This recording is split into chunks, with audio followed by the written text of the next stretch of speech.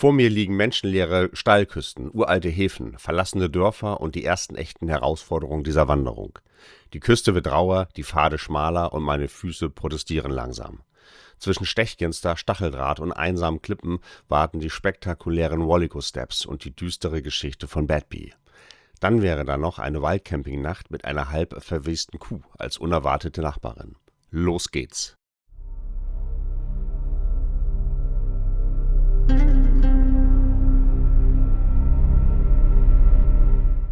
Ja, moin, hier ist Dolle, zweiter Tag. Ich bin auf dem Campingplatz in Wick Riverside. Super toller neuer Campingplatz, alles neu gemacht, irgendwie 5-Sterne-Glamping mit Fußbodenheizung. Fangen wir damit mal an. Großer Sanitärbereich, Duschen, solange man möchte. Die Kehrseite der Medaille, es hat die ganze Nacht geregnet und ich bin jetzt um 10 Uhr losgekommen.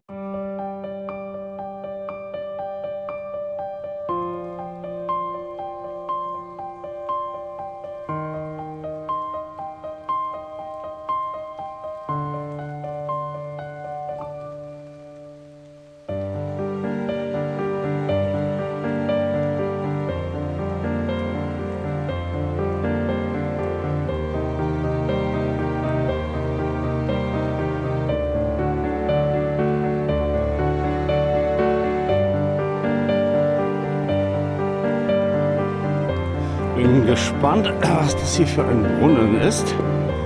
Irgendwie sehr versiegt. Oh geil, und die Stufen sind rutschig. Die nächste Hausbesichtigung steht an. Dies hier ist das Castle of Wick.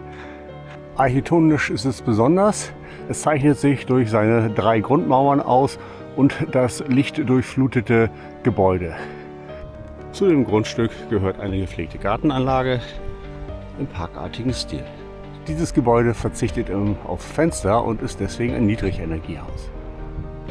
Ein Objekt für alle, die Freiheit lieben.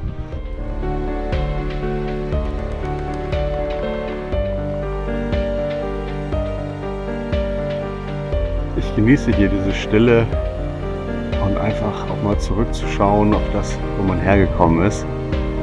Ganz da hinten im Wick.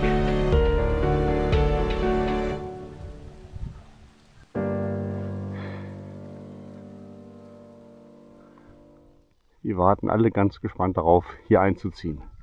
Aber natürlich nur nach Schufa Selbstauskunft, nach Schafer Selbstauskunft. Hier mal wieder einer von diesen Übertritten und man kommt darüber und denkt, wow, jetzt kann ich hier gleich weiterlaufen.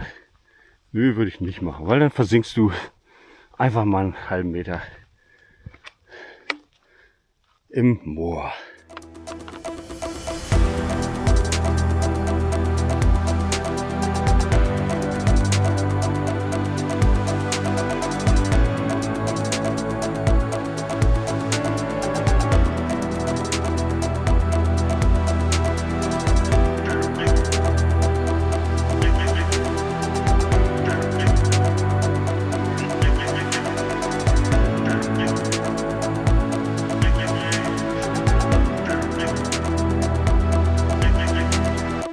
Man muss sich vorstellen, dass hier früher die Fischer angelegt haben, um dann hier eben ihren Hering zu entladen. Ja, heute nicht mehr ganz so üblich. Heute kommt er ja bekanntlich aus Dosen.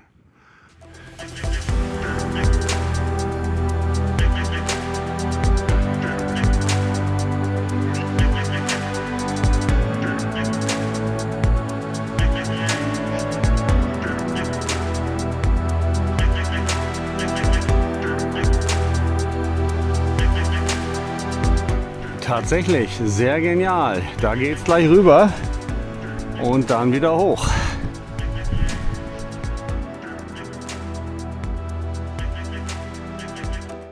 Excuse me, sir, this is the John O'Groat Trail to Inverness here?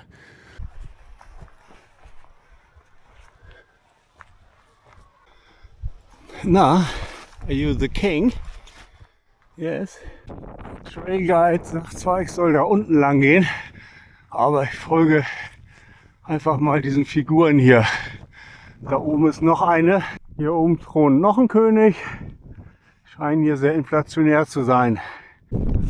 Also ich mag diese Dinger. Auf jeden Fall besser als so eine Steinmännchen. Das wird dann wohl die Dame sein hier.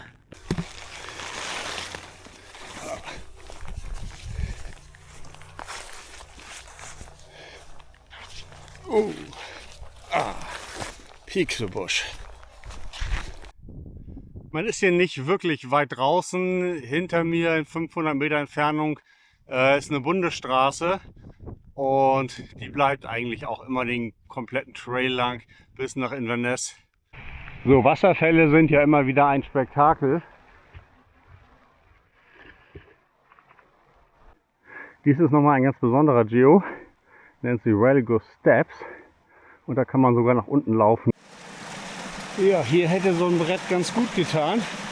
Denn wenn man abrutscht, landet man da unten.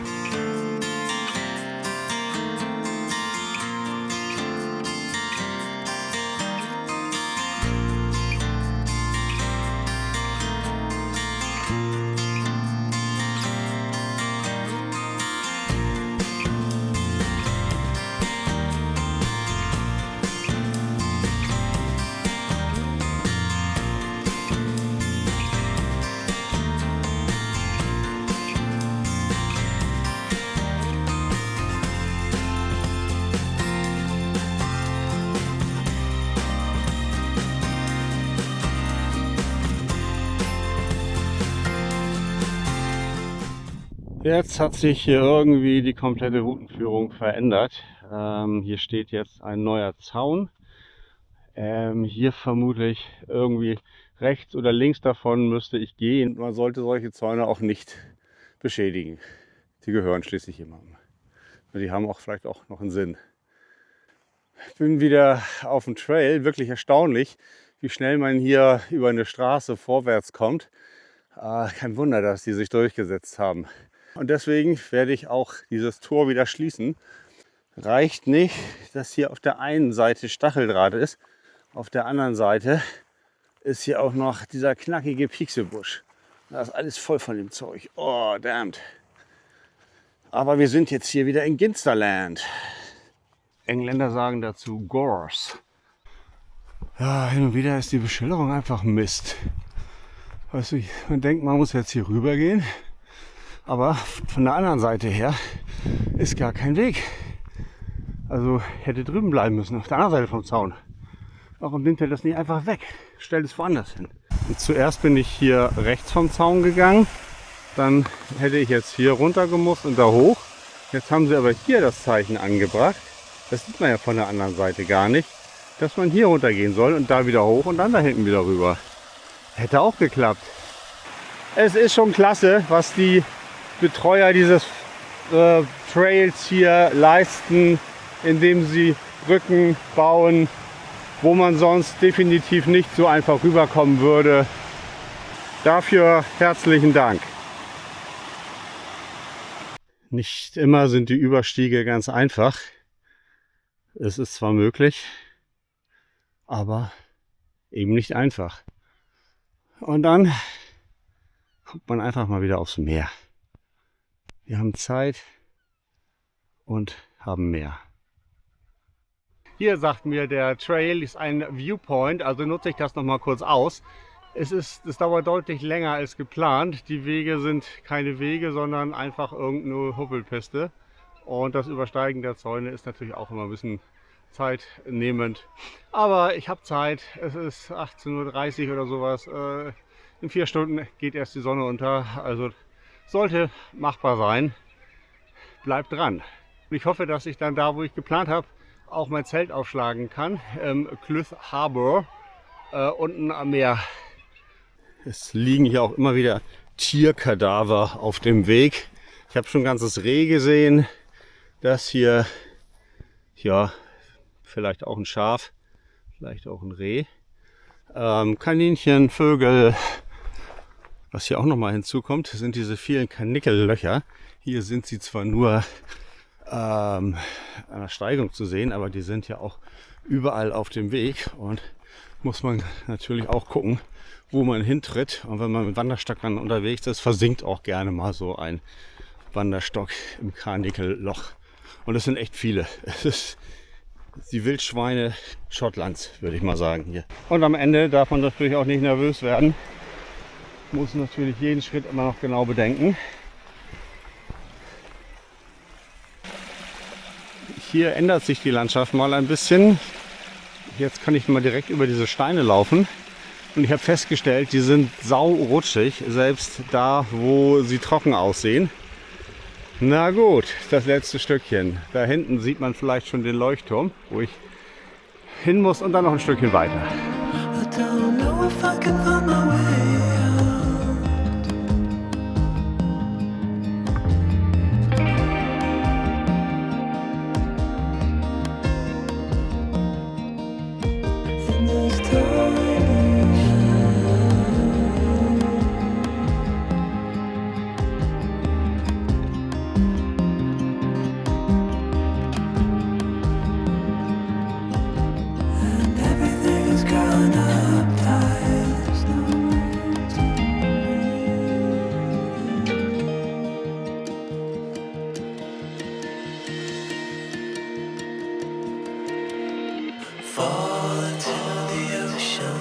Ich habe die erste Sitzmöglichkeit für heute gefunden. Ich bin seit 10 Uhr auf den Beinen. Jetzt wird demnächst das Zelt hier aufgebaut. Das sieht sehr gut aus.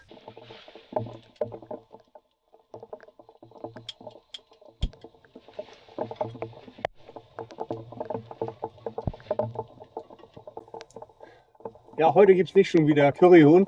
Nein, heute habe ich Sahnenudeln mit Hühnchen und Spinat. Vielen Dank dafür an Tanja und Thorsten, dass sie mir das geschenkt haben, weil sie das Elend mit dem Curryhuhn nicht mehr sehen wollten. Danke euch. Essen ist fertig. Der Platz ist trocken, es ist um Sitzhöhe. Das ist hier geschützt. Also Glück muss man haben bei all dem. Glück. Und das habe ich, verdammt viel. Und dafür bin ich auch sehr dankbar. Ja, dann will ich mal sehen, was es hier Schönes gibt. Ja, spinatig. Sehr nudelig. Sieht gut aus. Der Schlafplatz für die Nacht ist fertig.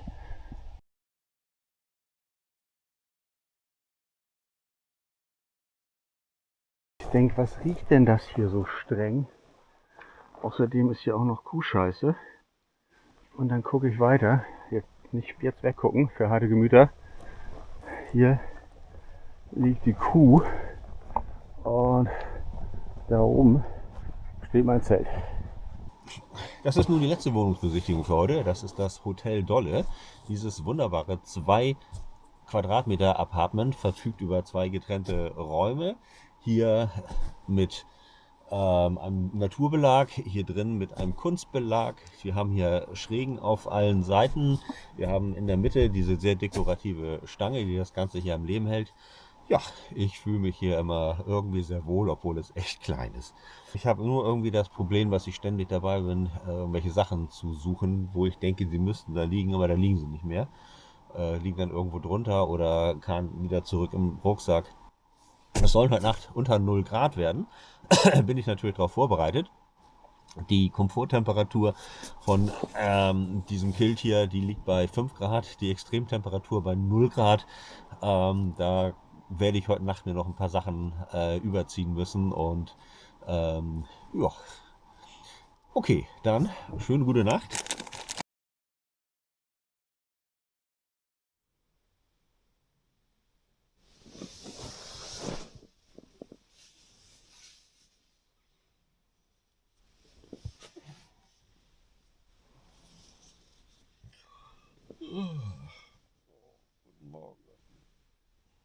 Das ist jetzt hier heute Morgen mein Blick aus dem Hotelzimmer. Ah ja, wunderbar. Herrlich geschlafen.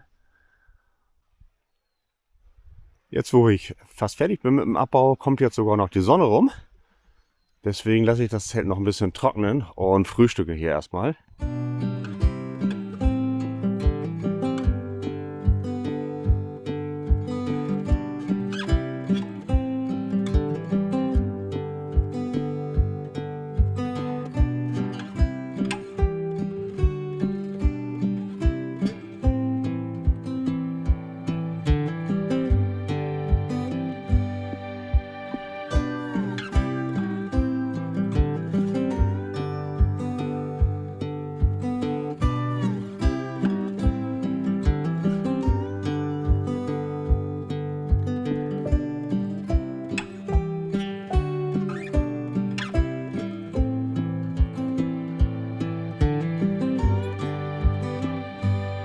Ach, da hinten habe ich einen Wasserfall entdeckt. Jetzt muss ich aber leider hier nochmal an dieser Kuh vorbei. Die hätte ich heute Morgen noch eine Dusche nehmen können. Ah, Mensch, warum habe ich daran nicht gedacht? Da ist nochmal mein Wasserfall. Daher die Kuh und rechts von der Kuh, da habe ich geschlafen. Cliff Harbour nennt sich das Ganze, also wenn ihr da seid, da lässt sich gut übernachten. Da hinten liegt mein Privatanwesen, ich muss aber erstmal hier an diesen ganzen Geos und Stacks vorbei. Es wird dringend abgeraten, dieses Wasser zu trinken zwischen Lipster und Helmsdale. Aufgrund der intensiven landwirtschaftlichen Bewirtschaftung. Man muss ja auch nicht hinwandern, man kommt da auch ganz gut mit dem Auto hin.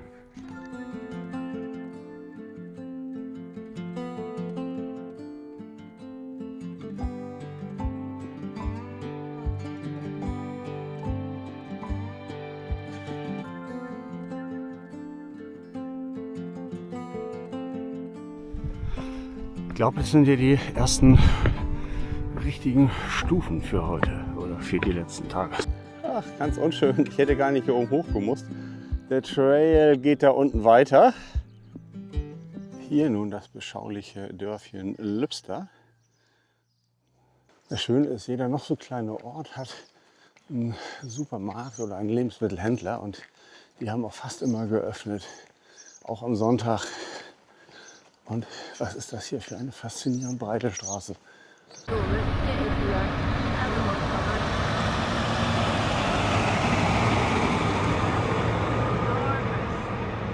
Unbelievable.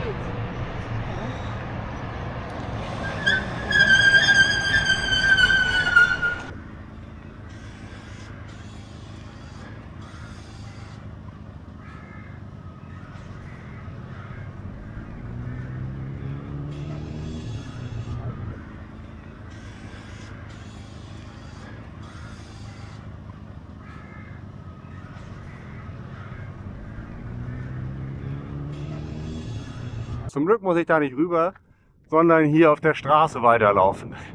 Ich bin nämlich heute Straßenkind. Vielen Dank, dass ihr diesem Kanal folgt. Yay! Und über ein Like würde ich mich auch freuen. Nee, jetzt nicht wieder das Abo deaktivieren. Ich bin wieder von der Straße runter und wieder auf einem dieser Küstenpfade. Man hat den Blick aufs Meer, man hat die Steilküste, die Geos und so. Aber irgendwann, nach 90 Kilometern, ist das auch nichts Besonderes mehr. Dann läuft man da einfach nur noch. Und meistens läuft man dann irgendwie rechts und links zwischen Zäunen lang. Stacheldraht auf der einen Seite, hier so ein mannshoher Zaun auf der anderen Seite. Hier bin ich nun in Leatherron Wheel, auch wieder einer alten Hafenstadt. Und diese Brücke ist ein beliebtes Fotomotiv. Ich werde sie gleich passieren.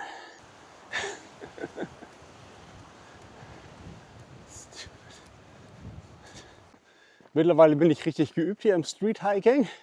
Hier ist das Schlimmste, was passieren kann, dass man angefahren wird. Das tut dann richtig weh. Die meisten weichen aus, dann grüße ich noch mal nett. War nur ein Motorradfahrer dabei, der meinte, er müsste mich irgendwie touchen. Keine Ahnung warum. Und es ist tatsächlich nicht so viel los. Wenn ich sie sehe, springe ich zur Seite. Manche weichen von sich aus schon aus.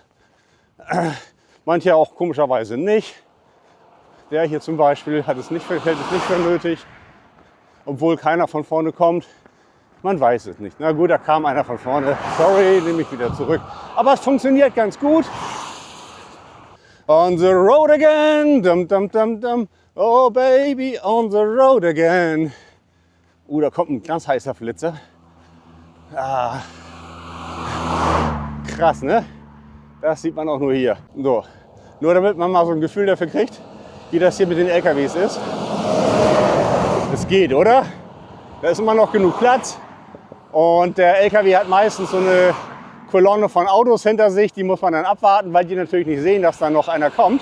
Also ein Mensch von vorne. Ja, und dann geht das einfach weiter hier. Yes! On the road again. So, wie man sieht, bin ich schon wieder in einem Zelt.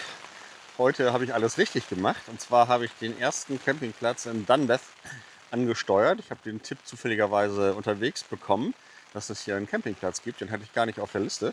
Ansonsten wäre ich jetzt unterwegs im Regen. Ich wollte eigentlich weitergehen heute, also 25 Kilometer, so wie gestern auch. Aber so sind es dann eben heute nur 20 geworden.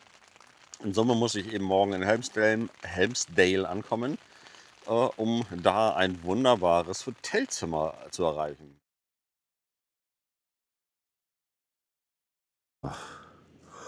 Guten Morgen, 4. Tag. Ich will nicht aufstehen. Es ist so windig und kalt draußen. Und hier drin ist es so gemütlich. Aber heute geht es nach Helmsdale. Jetzt werde ich meine Sachen packen, frühstücken und dann geht's wieder los. In Richtung dunkles Grau, helles Grau, was auch immer. Hier ist das Explorer Haus. Gleich hinterm Campingplatz kommt hier in dieser Wohngegend ein Sparmarkt. Ganz wie in alten Zeiten. Das Coole ist, die sind hier echt drauf vorbereitet auf uns. Mit den Blasenpflastern im Rucksack fühlt es sich gleich besser an, hier zu laufen. Bei dem Wasser denke ich wirklich, ist das trinkbar oder nicht? Hier drüben soll man jetzt weitergehen, wenn man dem Originaltrail folgt. Dann läuft man 30 Meter neben der Strecke. Aber das sieht mir nicht so vertrauenserweckend aus. Ehrlich gesagt, da bleibe ich doch lieber hier. Sagte ich eben noch, dass es gut wäre, diesem Fußweg an der Straße zu folgen. Der endet 50 Meter später und man muss dann auf die andere Straßenseite, um über eine Mauer zu steigen. Ich befinde mich jetzt auf dem Privatgrund von Dunbath Castle und verschwinde auch ganz schnell wieder, denn hier sind Videokameras, die alles aufzeichnen. Da oben wird alles rekordet. Und ab geht's durch diesen urigen Wald. Dieser Forst ist hier irgendwie so out of everything. Gute Wegmarkierung. Es sieht so aus, als müsste ich jetzt hier durch dieses gelbe Zeug hindurch.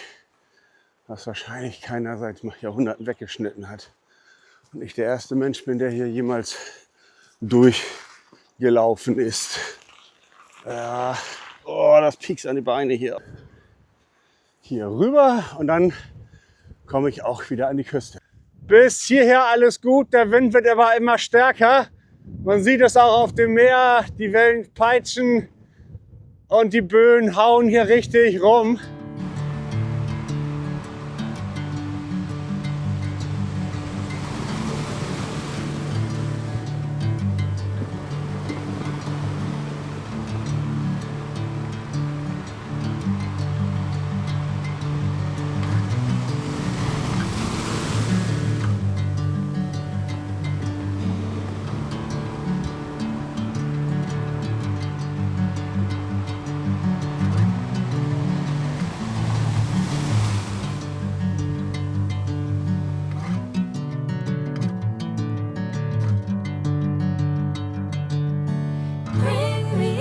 golden sunlight.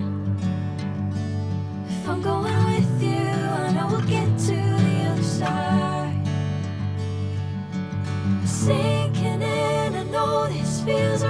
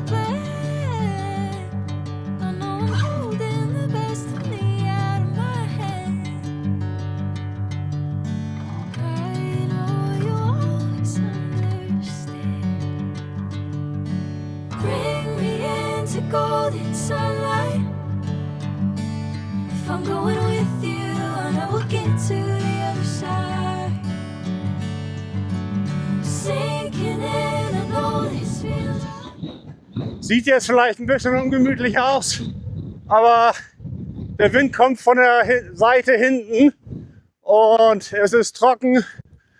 Ja, ich kann diesen Stock kaum halten. Da hinten die Brücke, davor, wie man sehen kann, der Sumpf. Das ist hier dieses Torfmoos und das ist ein Indiz dafür, dass es da drunter sehr feucht ist und man besser einen Bogen drum machen sollte.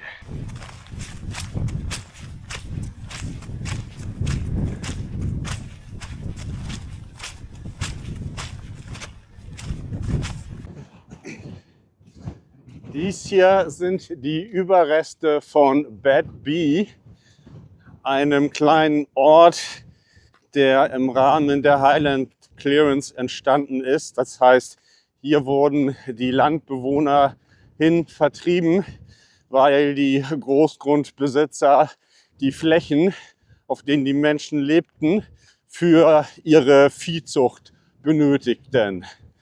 Deswegen wurden die Menschen hierher umgesiedelt. Passierte alles so im 19. Jahrhundert, ist ein bisschen her.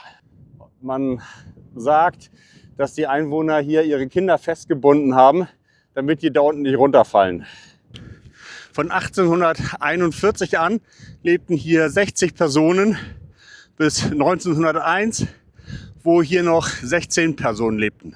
Direkt am Abgrund dahinter das Cliff.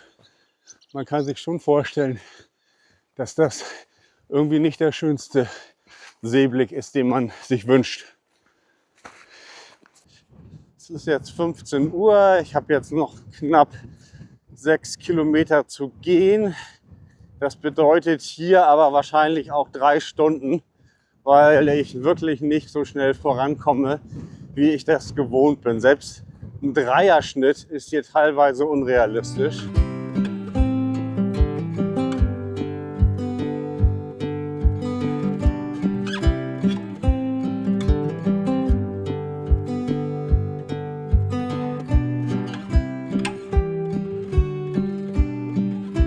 Hier auf diesem Stück gehe ich die alternative Route.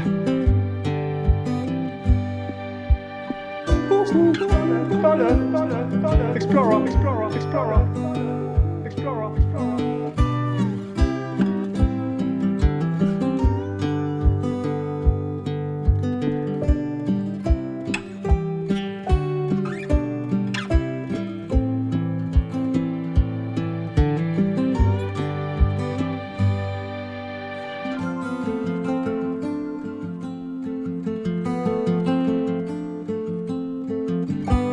Umkehren ist keine Option.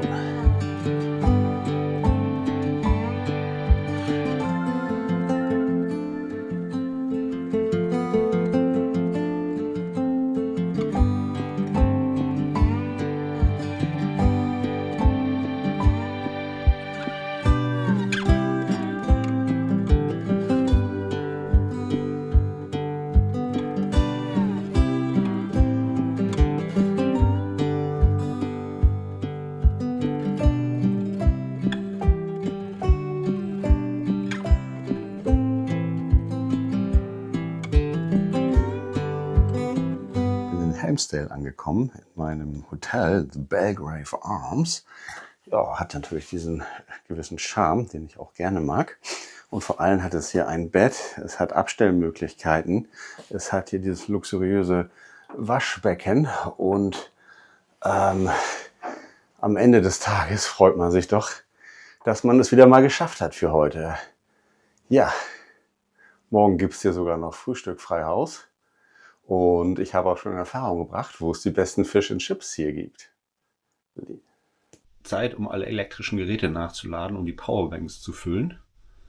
Denn ich werde dann wahrscheinlich 5 Tage ohne auskommen müssen.